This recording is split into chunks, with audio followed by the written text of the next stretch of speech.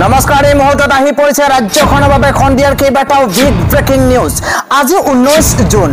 অসমৰ লগতে ভাৰতৰ বিভিন্ন প্ৰান্তৰ পৰা এনে ধৰণৰ খবৰসমূহ নিতৌ চাবৰ কাৰণে চেনেলটো সাবস্ক্ৰাইব কৰি ভিডিঅ'টোত এটা লাইক কৰি দিব এই মুহূৰ্তত জনাই আছো এটা ব্ৰেকিং নিউজ বাংলাদেশিক পুষ্পেকৰ নামত চৰকাৰৰ কাৰ্যত এতিয়া ক্ষুব্ধ হৈ পৰিছে গুৱাহাটী উচ্চ ন্যায়ালয় 1 মিনিটৰ বাবেও এবাৰ কৰিব নোৱাৰিব আবদ্ধ এটা ব্ৰেকিং নিউজ এই মুহূৰ্তত জনোৱাৰ চেষ্টা কৰিছো বাংলাদেশিক পুষ্পেকৰ নামত চৰকাৰৰ কাৰ্যত এবাৰ ক্ষুব্ধ হৈ পৰিছে ন্যায়ালয়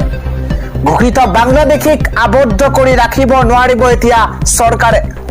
এটা ব্ৰেকিং নিউজ জনোৱাৰ চেষ্টা কৰিছো মাত্ৰ 1 মিনিটৰ বাবেও কৰিব নোৱাৰিব আবদ্ধ বাংলাদেশিক অবৈধ বিদেশীৰ বিৰুদ্ধে কঠোৰ হৈ পৰিছে এতিয়া ৰাজ্য চৰকাৰ বিদেশী বিধানৰ নামত যি কাণ্ড কৰা হৈছে সেই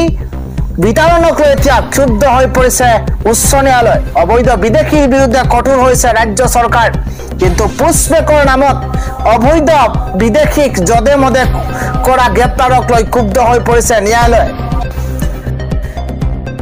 জামিন নাগৰিকক 1 মিনিটৰ বাবেও আবদ্ধ কৰি থবলৈ অনুমতি নিদিয়ে এইবাৰ ন্যায়ালয়ে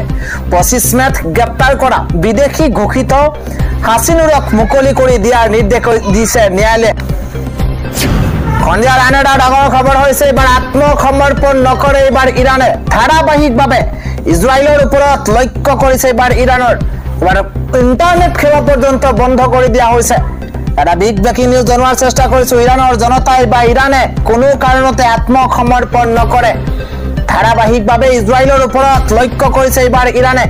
এটা ৱাৰ ব্ৰেকিং এই মুহূৰ্তত জনোৱাৰ চেষ্টা কৰিছো যুদ্ধৰ মাজতে ইৰানৰ জনতাক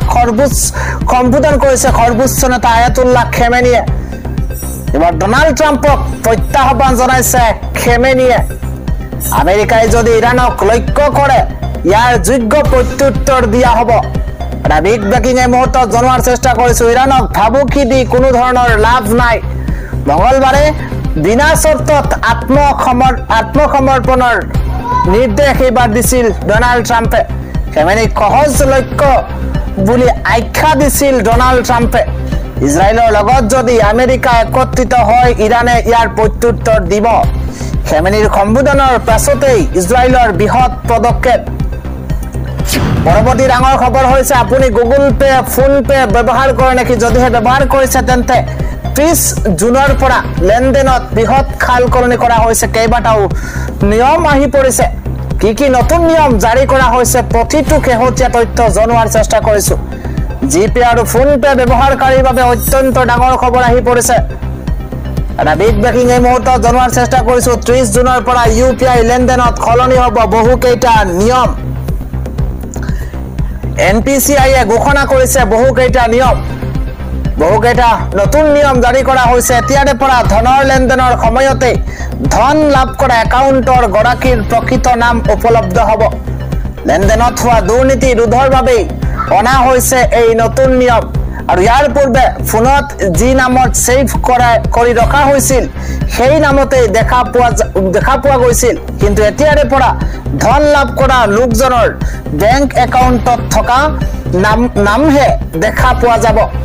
ইয়াৰ দ্বাৰা প্ৰকৃত গৰাকীয়ে ধন লাভ কৰিছে নে নাই সেয়া নিশ্চিত কৰা হ'ব ধন পঠিওৱা ব্যক্তিয়ে নিশ্চিত হ'ব পাৰিব প্ৰকৃততে যিজনলৈ ধন পঠোৱা হৈছিল তেওঁ লাভ কৰিলে নে নাই আৰু গুগল পে আৰু ফোন পে ব্যৱহাৰকাৰীৰ বাবে অত্যন্ত ডাঙৰ খবৰ আজিৰ খন্দিয়াৰ পৰৱৰ্তী বিগ ব্ৰেকিং নিউজ হৈছে এবাৰ ঘোষণা কৰা হৈছে অসম বিজেপিৰ নতুন তালিকা কোনে পালে এইবাৰ নতুন দায়িত্ব এই মুহূৰ্তত এটা ডাঙৰ খবৰ পলিটিক্যাল ব্ৰেকিং নিউজ জনোৱাৰ চেষ্টা কৰিছো প্ৰকাশ পাইছে ৰাজ্যিক বিজেপিৰ নতুন তালিকা 10 গৰাকীকৈ নেতাক উপ সভাপতিৰ দায়িত্ব দিয়া হৈছে ডাঙৰ খবৰ এই মুহূৰ্তত জনোৱাৰ চেষ্টা কৰিছো 4 গৰাকীক সাধাৰণ সম্পাদকৰ দায়িত্ব অৰ্পণ কৰা হৈছে ইফালে 10 গৰাকীক সম্পাদকৰ দায়িত্ব দিয়া হৈছে তালিকাত স্থান লাভ কৰিছে কেইবাখনো নতুন মুখে এই মুহূৰ্তত জনাইছো যে নতুন তালিকা ইতিমধ্যে প্ৰকাশ পাইছে আৰু ঘোষণা কৰা হৈছে অসম বিজেপিৰ নতুন তালিকা আন এটা ডাঙৰ খবৰ হৈছে এবাৰ নলবাৰীত ভয়ংকৰ নাও দুৰ্ঘটনা সংঘটিত হৈছে এবাৰ কেইবাগৰাকীও লোক সন্ধানহীন হৈ পৰিছে আৰু নিহত হৈছে এবাৰ গফুৰ আলী, আৰিয়ান আলী, মাজিদুৰ ইছলাম নামৰ কেইবাগৰাকী লোক। হৰণকাৰী খবৰ এই মুহূৰ্তত জনোৱাৰ চেষ্টা কৰিছো। নলবাৰীৰ নাও দুৰ্ঘটনাৰ নতুন খবৰ এই মুহূৰ্তত। গফুৰ আলী নিহত হৈছে, আৰিয়ান আলী, মাজিদুৰ ইছলাম, 4জন এতিয়াও সন্ধান নাই, সন্ধানহীন হৈ পৰিছে 4গৰাকীকৈ লোক। SDRF, NDRF অব্যাহত ৰাখিছে অভিযান। নাওখনত আছিল মুঠ 30ৰ পৰা 36জন যাত্ৰী আৰু ভয়ংকৰ নাও দুৰ্ঘটনা সংঘটিত হৈছে। সৰহ সংখ্যক যাত্ৰী আছিল বিদ্যালয়ৰ ছাত্ৰ ছাত্ৰী। বৰক্ষেত্ৰীত বেপাৰ বাণিজ্য কৰিবলৈ অহা বহু লোকো আছিল নাওখনত। নিহত গফুৰ আলীৰ বয়স হৈছে 50 বছৰ। নিহত আৰিয়ান আলীৰ বয়স হৈছে 8 বছৰ। নিহত আৰিয়ান আলীৰ 8 বছৰ বয়স। নিহত হোৱা মাজিদুল ইছলামৰ 9ম শ্ৰেণীত অধ্যয়নৰত বুলি ইতিমধ্যে জানিব পৰা গৈছে আৰু সৰ্বমুঠ 4গৰাকী সন্তানহীন বুলি ইতিমধ্যে জানিব পৰা গৈছে। আন এটা ডাঙৰ খবৰ হৈছে এবাৰ ইজৰাইলত হাহাকাৰ লাগিছে। এবাৰ ইৰাণৰ শক্তিশালী মিছাইলে আঘাত কৰিছে ইজৰাইলৰ কেইবাখনো চহৰত। এবাৰ 35গৰাকী লোক গুৰুতৰভাৱে আহত হৈছে। বিগ ৱাৰ ব্ৰেকিং এই মুহূৰ্তত জনোৱাৰ চেষ্টা কৰিছো। ইৰাণৰ বেলিষ্টিক মিছাইলে আঘাত কৰিছে ইজৰাইলৰ কেইবাখনো চহৰত। তাতে বেলিষ্টিক মিছাইলেৰে ইৰাণে আঘাত কৰিছে ইজৰাইলক। বিগ ব্ৰেকিং এই মুহূৰ্তত জনোৱাৰ চেষ্টা কৰিছো। ইজৰাইলৰ হস্পিটেলত আঘাত কৰিলে ইৰাণৰ এই মিছাইলে। এই ঘটনাতে বৰ্তমানলৈকে 65গৰাকী ইজৰাইলী নাগৰিক আহত হৈছে বুলি জানিব পৰা গৈছে। ইফালে দক্ষিণ ইজৰাইলত বৃহৎ আক্ৰমণ এইবাৰ ইৰাণৰ। ৱাৰ ব্ৰেকিং এই মুহূৰ্তত জনোৱাৰ চেষ্টা কৰিছো। এই আক্ৰমণতে ধ্বংস হৈছে ইজৰাইলৰ চৰকা হস্পিটেল। তেল এভিভৰ কেইবাটাও প্ৰান্তত আঘাত কৰে ইৰাণৰ বেলিষ্টিক মিছাইলে। ইজৰাইলৰ ৰামাত গেনতো আঘাত কৰিছে ইৰাণৰ মিছাইলে। ইজৰাইলৰ আইৰন ডোমত বিফল কৰি ইৰাণে সংঘটিত কৰিছে এই ঘটনা। কালি ইৰাণৰ সৰ্বোচ্চ নেতাই যুদ্ধৰ আৰম্ভণি বুলি মন্তব্য কৰিছিল আৰু আমেৰিকাকো সকিয়নি প্ৰদান কৰিছিল আয়াতুল্লাহ খেমেনিয়ে। ইজৰাইলৰ কেইবাখনো চহৰত শুনিবলৈ পোৱা গৈছে চাইৰনৰ শব্দ। ইৰাণৰ এই আক্ৰমণৰ পাছতে ইজৰাইলৰ প্ৰধানমন্ত্ৰীৰ বৃহৎ ঘোষণা। ইৰাণক ইয়াৰ যোগ্য প্ৰত্যুত্তৰ দিয়া হ'ব, কোনো পধ্যে এৰি দিয়া নহ'ব। ইৰাণৰ বেলিষ্টিক মিছাইলে আঘাত কৰিছে ইজৰাইলৰ কেইবাখনো চহৰত। আৰু জনাই গৈছো সন্ধিয়াৰ আন এটা বিগ ব্ৰেকিং নিউজ। এবাৰ সাৱধান হওক উত্তৰ অসমবাসী, কিয়নো নিপকিয়ে 1 বজাত এৰিছে ৰঙা নদীৰ ডেমৰ পানী। ডাঙৰ খবৰ এই মুহূৰ্ততে উদ্বেগজনক খবৰ জনোৱাৰ চেষ্টা কৰিছো। আকৌ জলমগ্ন হ'ব পাৰে লখিমপুৰ। সাৱধান উত্তৰ অসমবাসী, কিন্তু পাৰি এৰিছে এইবাৰ নিপকুৱে 1 বজাতেই এৰিছে ৰঙা নদী ডেমৰ পানী। আকৌ জলমগ্ন হ'ব পাৰে লখিমপুৰ। আৰু ডাঙৰ খবৰ এই মুহূৰ্তত জনোৱাৰ চেষ্টা কৰিছো। এখন গেট খুলি নিপকুৱে এৰিছে পানী। নৈপৰীয়া লোকসকলক সজাগ হোৱাৰ পৰামৰ্শ আগবঢ়াইছে বিভাগীয় কৰ্তৃপক্ষই। সকলোকে সতৰ্কতা অৱলম্বনৰ নিৰ্দেশ দিছে লখিমপুৰ জিলা প্ৰশাসনে। আন এটা খবৰ হৈছে এইবাৰ 10 অক্টোবৰত একেলগে 40,000 নিবনুৱাক নিযুক্তি পত্ৰ প্ৰদান কৰাৰ কথা ঘোষণা কৰিছে ৰাজ্যৰ মুখ্যমন্ত্ৰী ডক্টৰ হিমন্ত বিশ্ব শৰ্মাই। ৰাজ্যৰ নিবনুৱাসকলৰ বাবে অত্যন্ত এটা ভাল খবৰ, কিয়নো ৰাজ্যৰ নিবনুৱাৰ বাবে মুখ্যমন্ত্ৰীয়ে কৰিছে এই বৃহৎ ঘোষণা। অহা 10 অক্টোবৰত একেলগে 40,000 নিবনুৱাক দিয়া হ'ব নিযুক্তি। নিযুক্তিক লৈ মুখ্যমন্ত্ৰীয়ে কৰিছে ডাঙৰ ঘোষণা। নিৰ্বাচনী প্ৰতিশ্ৰুতি পূৰণ কৰিবলৈ তৎপৰ হৈছে ৰাজ্য চৰকাৰ। বিগ ব্ৰেকিং এই মুহূৰ্তত জনোৱাৰ চেষ্টা কৰিছো। নিৰ্বাচনী প্ৰতিশ্ৰুতি পূৰণ কৰিবলৈ তৎপৰ হৈ পৰিছে ৰাজ্য চৰকাৰ। সম্পূৰ্ণ স্বচ্ছতা আৰু ন্যায়ৰ ভিত্তিত দিয়া হৈছে নিযুক্তি। 10 অক্টোবৰত নিযুক্তিৰ সংখ্যাই পাৰ কৰিব 1,60,000 ঘৰ। এই কাৰ্যৰ দ্বাৰা চৰকাৰী চাকৰিৰ প্ৰতি যুৱক যুৱতীৰ আস্থা বাঢ়িছে আৰু কাৰিকৰী ক্ষেত্ৰত নিযুক্তি পাবলৈ কি কৰিব লাগিব সেই কামক লৈ মুখ্যমন্ত্ৰীয়ে কৰিছে আলোচনা। আজি পশু চিকিৎসা বিভাগত 400তকৈ অধিক ছাত্ৰ ছাত্ৰীক প্ৰদান কৰা হ'ল নিযুক্তি পত্ৰ। নিযুক্তিপত্ৰ বিতৰণ কাৰ্যসূচীত অংশগ্ৰহণ কৰি মুখ্যমন্ত্ৰীয়ে ডাঙৰ মন্তব্য কৰিছে সন্ধিয়াৰ পৰৱৰ্তী ডাঙৰ খবৰ হৈছে এবাৰ দিছপুৰ সুপাৰ মাৰ্কেটৰ লজৰ সমীপতে মৃতদেহ উদ্ধাৰ কৰা হৈছে এবাৰ তদন্তত নামি পৰিছে মুহূৰ্তত আৰক্ষী আজি পুৱা গুৱাহাটীৰ সুপাৰ মাৰ্কেট অঞ্চলৰ এটা লজৰ সমীপতে ৰহস্যজনক পৰিস্থিতিত এজন লোকৰ মৃতদেহ উদ্ধাৰ হোৱাত এবাৰ চাঞ্চল্যৰ সৃষ্টি হৈছে ইতিমধ্যে আৰক্ষীয়ে তদন্তত নামি পৰিছে তদন্ত অব্যাহত ৰাখিছে গুৱাহাটী নিউৰলজিক্যাল ৰিচাৰ্চ চেণ্টাৰৰ সমীপত অৱস্থিত বিভাস লজৰ সমীপত উদ্ধাৰ হৈছে মৃতদেহটো মৃত ব্যক্তিগৰাকীৰ পৰিচয় জানিব পৰা হোৱা নাই যদিও প্ৰাথমিক তথ্য অনুসৰি তেওঁৰ পত্নীৰ চিকিৎসাৰ বাবে গুৱাহাটীত উপস্থিত হৈছিল আৰু লজটোত থাকিবলৈ লৈছিল সূত্ৰসমূহৰ পৰা জানিব পৰা মতে লোকজনে পুৱাই লজৰ পৰা ওলাই আহিছিল আৰু তাৰ পাছতেই পথৰ কাষত তেওঁৰ মৃতদেহ উদ্ধাৰ কৰা হৈছে ঘটনাৰ সময়তে তেওঁৰ পত্নী আৰু মাতৃ লজটোৰ 4 নম্বৰ কোঠাত থকা বুলি ইতিমধ্যে জানিব পৰা গৈছে খবৰ পোৱাৰ লগে লগে স্থানীয় আৰক্ষীয়ে সেই স্থানত উপস্থিত হৈছে আৰু লোকজনৰ মৃত্যুৰ ঘটনাৰ তদন্ত আৰম্ভ কৰিছে তদন্তকাৰী আৰক্ষীয়ে সম্ভাৱ্য সকলো দিশ চালিজাৰি চাই আছে পৰৱৰ্তী খবৰটো হৈছে বৈষম্য দূৰ নকৰাকৈ কোনো দেশে নিজকে প্ৰকৃত গণতন্ত্ৰ বুলি দাবী কৰিব নোৱাৰে বুলি মন্তব্য কৰিছে মুখ্য ন্যায়াধীশ বি.আৰ. গাভাই ভাৰতৰ মুখ্য ন্যায়াধীশ বি.আৰ. গাভাই বুধবাৰে কয় যে সমাজৰ বৃহৎ শ্ৰেণীক প্ৰান্তীয়কৰণ কৰা গাঁথনিগত বৈষম্যৰ সমাধান নকৰাকৈ কোনো জাতিয়ে প্ৰকৃততে প্ৰগতিশীল বা গণতান্ত্ৰিক বুলি দাবী কৰিব নোৱাৰে গাভাই জোৰ দি কয় যে দীৰ্ঘম্যাদী স্থিৰতা সামাজিক সংহতি আৰু বহনক্ষম উন্নয়ন লাভৰ বাবে আৰ্থ-সামাজিক ন্যায় এক ব্যৱহাৰিক প্ৰয়োজনীয়তা মিলানত দেশৰ আৰ্থ-সামাজিক ন্যায় প্ৰদানত সংবিধানৰ ভূমিকা ভাৰতীয় সংবিধানৰ ৭৫ বছৰ প্ৰতিফলন শীৰ্ষক অনুষ্ঠানত ভাষণ দি মুখ্য ন্যায়াধীশগৰাকীয়ে কয়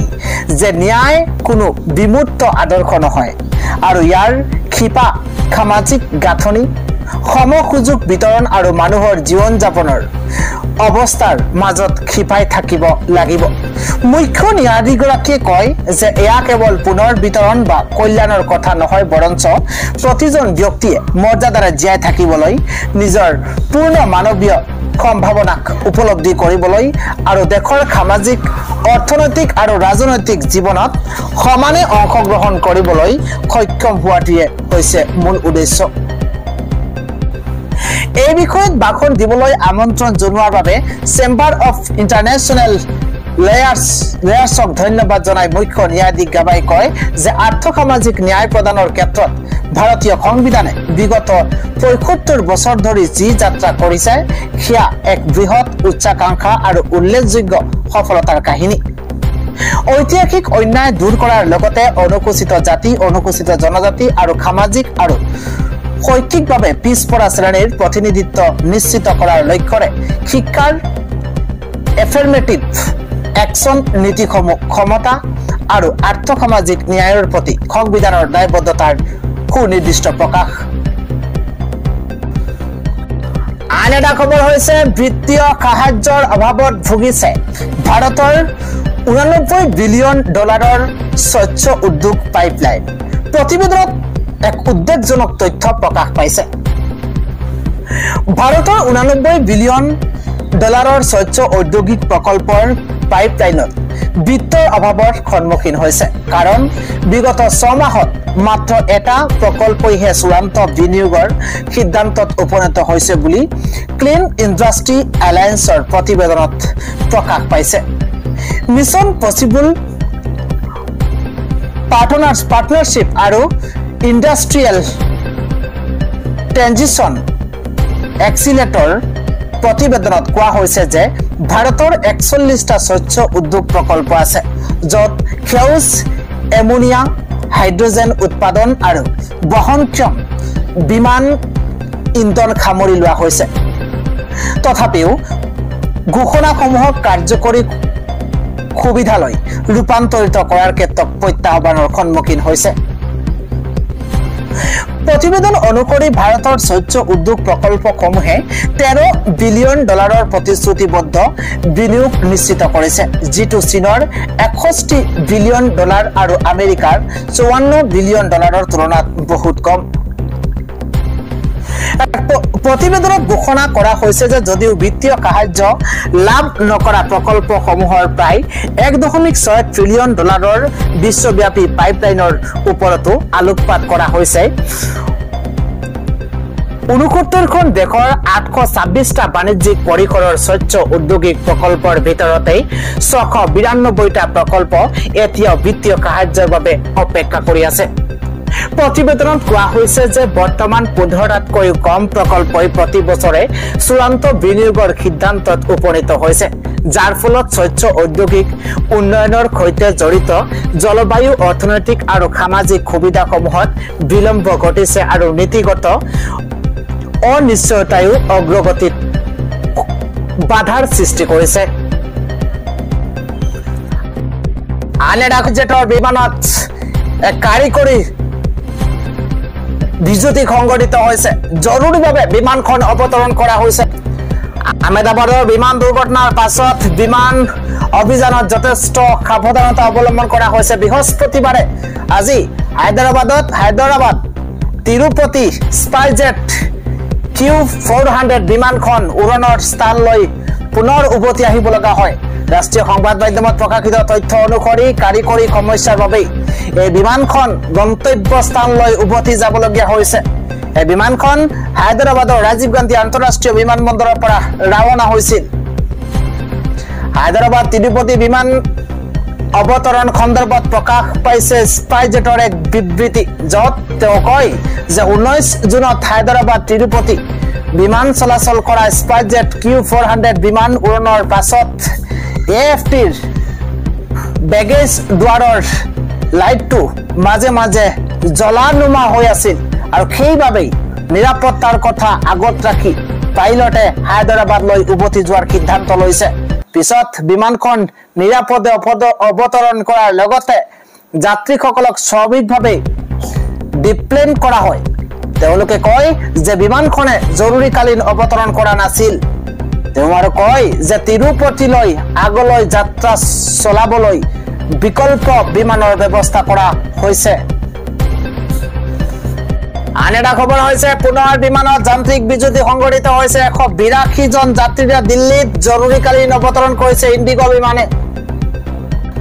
এটা বিগ ব্ৰেকিং নিউজ এয়াৰ ইণ্ডিয়াৰ পাছতে এইবাৰ ইণ্ডিগো বিমানত দেখা গৈছে যান্ত্ৰিক বিজুতি দিল্লীৰ পৰা লেহ অভিমুখী ইণ্ডিগোৰ বিমানত লেহৰ কিছু সময়ৰ পাছতে কাৰিকৰী সমস্যাৰ বাবে দিল্লীলৈ উভতি আহি জৰুৰীকালীন অৱতৰণ কৰিবলগীয়া হৈছে ক্ৰুসহ প্ৰায় 180 গৰাকী যাত্ৰী কঢ়িয়াই অনা বিমানখন নিৰাপদে অৱতৰণ কৰা বুলি জানিব পৰা গৈছে ইণ্ডিগোৱে এতিয়াও এই কাৰিকৰী সমস্যাৰ সবিশেষ প্ৰকাশ কৰা নাই সংগক্ৰমে 16 জুনতো গোৱাৰ পৰা লক্ষ্ণৌ অভিমুখী ইণ্ডিগোৰ এখন বিমান উৰণৰ কিছু সময়ৰ পিছতে বেয়া বতৰৰ বাবে ভয়াৱহ অস্থিৰতাত আবদ্ধ হৈ পৰিছে বিমানখন নিৰাপদে অৱতৰণ কৰিলেও যাত্ৰীসকলে এই অভিজ্ঞতাক ভয়ংকৰ বুলি অভিহিত কৰিছে একেদৰে 17 জুনত কোচিৰ পৰা দিল্লী অভিমুখী আন এখন ইণ্ডিগো বিমানত বোমাৰ বিস্ফোৰণৰ ভাবুকি দিয়াৰ পিছতো নাগপুৰলৈ ডাইভাৰ্ট কৰা হৈছে শেহতীয়াকৈ আহমেদাবাদত এয়াৰ ইণ্ডিয়াৰ দুৰ্ঘটনা সংঘটিত হোৱাৰ পাছত এনেধৰণৰ ঘটনা এতিয়া যাত্ৰীসকলক বাৰুকৈয়ে আতংকিত কৰি তুলিছে পৰৱৰ্তী খবৰটো হৈছে ছ'চিয়েল মিডিয়া একাউণ্টত প্ৰৱেশাধিকাৰ দাবীৰে বিদেশী শিক্ষাৰ্থীক পুনৰ ভিছা প্ৰদানৰ চৰ্ত বান্ধি দিছে ডনাল্ড ট্ৰাম্পে 18 জুনত আমেৰিকাৰ বিদেশ মন্ত্ৰালয়ে ঘোষণা কৰে যে মে মাহত বন্ধ কৰি দিয়া বিদেশী ভিছাৰ প্ৰক্ৰিয়া পুনৰ আৰম্ভ কৰিব আমেৰিকাই কিন্তু এটা নতুন বিতৰ্কিত নিয়ম বান্ধি দিছে মাৰ্কিন প্ৰশাসনে নতুন নিয়ম অনুসৰি চৰকাৰী পৰ্যালোচনাৰ বাবে সকলো আবেদনকাৰীয়ে নিজৰ ছ'চিয়েল মিডিয়া একাউণ্টৰ লগ খুলিব লাগিব ট্ৰাম্প প্ৰশাসনৰ অধীনত কাৰ্যকৰী কৰা এই পদক্ষেপৰ কনসুলাৰ বিষয়াসকলে আমেৰিকা ইয়াৰ চৰকাৰ সংস্কৃতি প্ৰতিষ্ঠান বা প্ৰতিষ্ঠাপক নীতিৰ প্ৰতি শত্ৰুতাৰ যিকোনো লক্ষণৰ বাবে পোষ্ট আৰু বাৰ্তাৰ পৰীক্ষণ কৰিবলৈ নিৰ্দেশ দিয়ে মানি চলিবলৈ অস্বীকাৰ কৰিলে ভিজা অস্বীকাৰ হোৱাৰ সম্ভাৱনা থাকিব এই সিদ্ধান্তই চীন ভাৰত মেক্সিকো ফিলিপাইন্সৰ দৰে দেশৰ হাজাৰ হাজাৰ ছাত্ৰ ছাত্ৰীক সকাহ দিছে যিসকলে শিক্ষাবৰ্ষৰ সময় ওচৰ চাপি অহাৰ লগে লগে ভিজা এপইণ্টমেণ্টৰ বাবে উদ্বিগ্নতাৰে অপেক্ষা কৰি আছে কিন্তু ট্ৰাম্প প্ৰশাসনৰ পদক্ষেপে আন্তঃৰাষ্ট্ৰীয় শিক্ষাৰ ওপৰত ট্ৰাম্প প্ৰশাসনৰ দমনৰ প্ৰতিফলন ঘটাইছে য'ত ইহুদী বিৰোধিতাক ৰোধ কৰাত ব্যৰ্থ হোৱাৰ অভিযোগত অভিযুক্ত প্ৰতিষ্ঠানসমূহক লক্ষ্য কৰি বিদেশী নামভৰ্তিৰ ওপৰত সীমা আৰোপ কৰা আদি কাৰ্য প্ৰতিফলিত কৰিছে পৰৱৰ্তী খবৰটো হৈছে 15% আন্তঃৰাষ্ট্ৰীয় বিমান সেৱা কৰ্তনৰ সিদ্ধান্ত এবাৰ এয়াৰ ইণ্ডিয়াৰ শেহতীয়াকৈ এয়াৰ ইণ্ডিয়াৰ বিমানৰ দুৰ্ঘটনা তথা বিমানৰ যান্ত্ৰিক বিজুতি ঘটনাৰ বাবে এয়াৰ ইণ্ডিয়াই আন্তঃৰাষ্ট্ৰীয় বিমান সেৱা 15% হ্ৰাস কৰাৰ সিদ্ধান্ত লৈছে এই সিদ্ধান্ত 20 জুনৰ পৰা কাৰ্যকৰী কৰা হ'ব বুলি সদৰি কৰিছে